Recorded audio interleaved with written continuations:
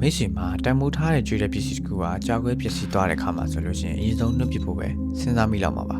ဒါပေမဲ့ဂျပန်လူမျိုးတွေအတွက်ကတော့ဒီလိုမျိုးလုံးဝမဟုတ်ပါဘူးဂျပန်လူမျိုးတွေအတွက်ကကြတော့ကွဲကြည်သွားတဲ့ပစ္စည်းတွေရဲ့ဇလံကဒီမှာတင်ပြီးဆုံးသွားရမယ်လုံးဝမဟုတ်ပါဘူးတကယ်တော့ဒါအလားဆုံးဖြစ်လာဖို့အတွက်ကိုအစာပြိုးလိုက်ခြင်းမျိုးပါ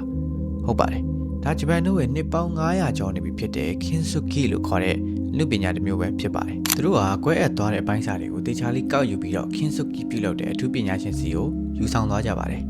အဲ့ဒီပညာရှင်ကရွှေမုံတွေနဲ့ရောဆက်ထားတဲ့ပစ္စည်းတစ်မျိုးနဲ့ဒီကွဲကြည်သွားတဲ့ပစ္စည်းတွေကိုပြန်လည်ဆက်ပေးပါတယ်ထူးခြားတာကဒီအကွဲကြောင်းတွေကိုလုံးဝဖုံးကွယ်ဖို့မကြိုးစားဘဲနဲ့အဲ့ဒီအစားဒီအကွဲကြောင်းတွေကိုရွှေရောင်တောက်ပအောင်ပြုလုပ်ပြီးတော့ဂုံယူသွားတော့မှပြသထားပါသေးတယ်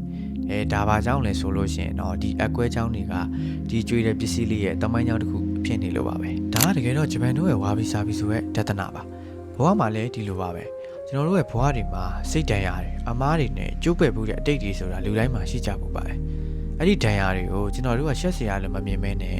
ရွှေရည်ဆိုတဲ့သင်ခန်းစာနဲ့ဖာထိလိုက်မယ်ဆိုလို့ရှိရင်ကျွန်တော်တို့ရဲ့ဘဝတွေကအရင်ကတည်းကပုံမခိုင်မာပြီးတော့တန်ဖိုးကြီးတဲ့လူသားတယောက်ဖြစ်လာမှာပါအတိတ်မှာပျက်စီးခဲ့ဖို့ပဲမဲ့အခုပုံမကောင်းမွန်အောင်လုပ်နိုင်ခဲ့တဲ့အရာတစ်ခုခုမိတ်ဆွေမှာရှိခဲ့ဖို့ပလား